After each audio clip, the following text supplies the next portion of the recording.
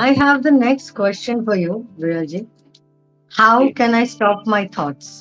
मैं अपने विचारों को कैसे स्टॉप कर सकती हूँ?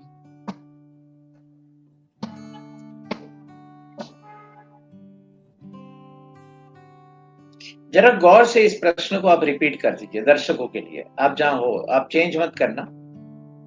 How can I stop my thoughts? मैं अपने विचारों को कैसे रोक सकती हूँ?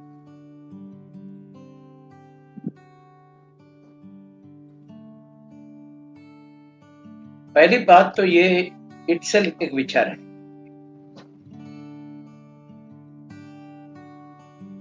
ना।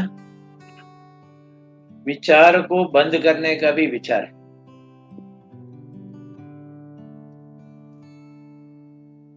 तो पहले तो कुछ चीजें मिथ्या है कि आपको ऐसे विचार बंद नहीं हो सकते।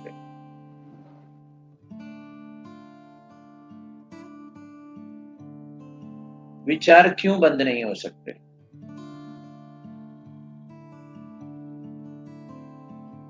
जब तक आप जी रहे हो आपके अंदर जो संवेदनाएं है उसका ज्ञान आपको होते रहता है। विचार को दो ही तरीके से होता है, अनवॉलंटरी एंड वॉलंटरी थॉट्स। जब आप जागरूक भी हो जाते हो तब आपको भूख लगती है और विचार वो भूख आपको विचार देते हैं। तो ये 5 इंद्रियों से जो संवेदना होती है वो विचार को जागरूक करती है। अब आप ये 5 इंद्रियों से जिस जगत को देख रहे हो अगर आप वहां से एग्जिट होते हो तो आप विचार शून्य हो जाते हो।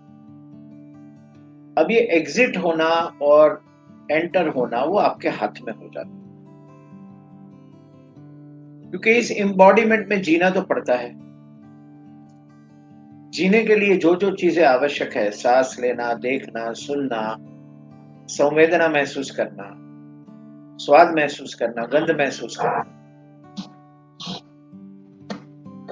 तो उससे उसके कारण जो विचार उत्पन्न होते हैं वो होंगे लेकिन आपको इफेक्ट नहीं करेंगे। अब बैठे बैठे ये विचार आता है कि मैं कुछ करूं,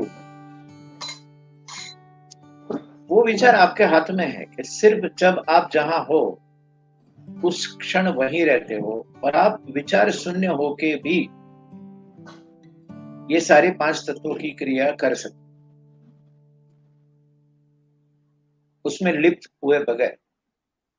अब जिस विचार शून्य की आप बात कर रहे हो, यानी जिस व्यक्ति ने प्रश्न पूछा है, शायद स्पिरिचुअलिटी में कहा गया है कि आप विचार शून्य होने की तरफ जाओ। ऐसा नहीं होता। सांसों से अपने विचार जुड़े हुए हैं। जैसे आप सांस लेते हो आपको विचार आते हैं,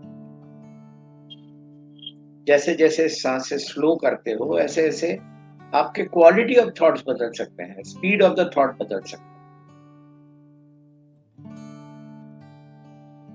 कैथारसिस में हम क्या करते हैं? कैथारसिस में हम सांसों की गति को नियमन करके जिसने भाव आप में अपने अंदर दबा के रखे हैं उस सारे भावों को ऐसे फ्लश आउट कर देते हैं।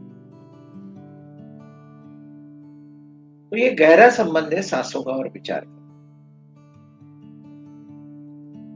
अब आप विचार शून्यता की तरफ नहीं जाना है, आपको उस मानसिक उस आध्यात्मिक स्थिति की तरफ जाना है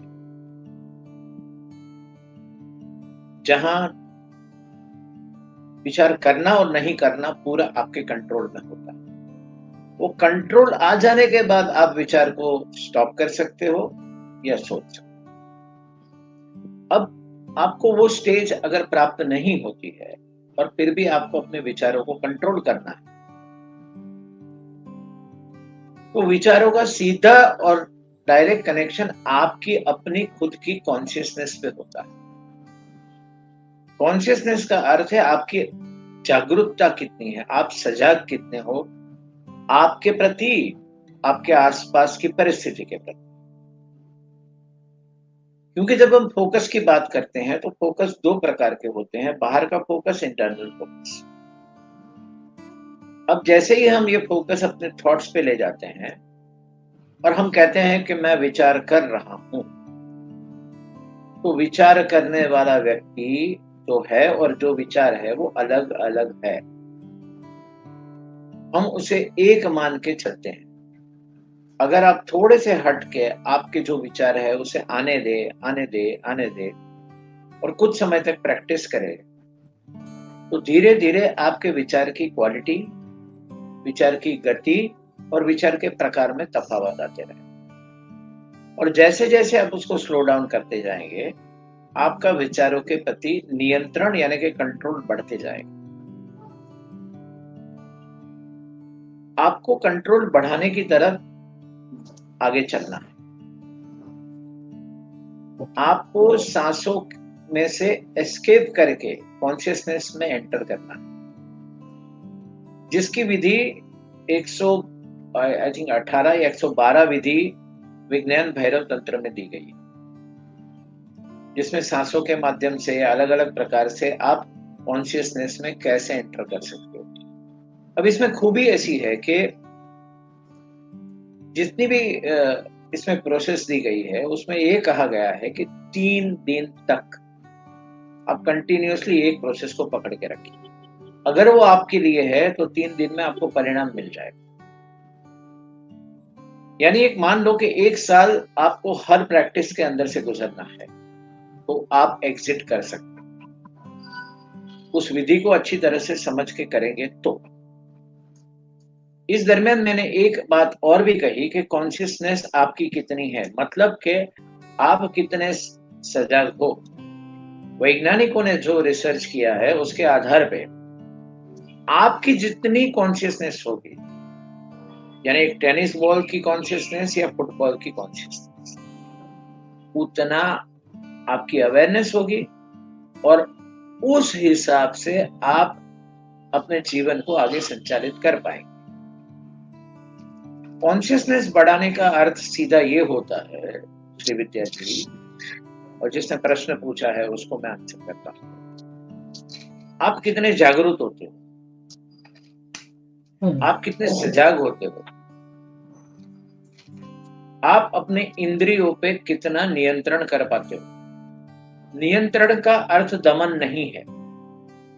हम दमन और नियंत्रण में बहुत चूक जाते हैं। हम उसे डिस्टिंग्विश नहीं कर पाते, सप्रेस कर देते हैं और सप्रेस करना ये मानते हैं कि वो नियंत्रण है। ऐसा नहीं है।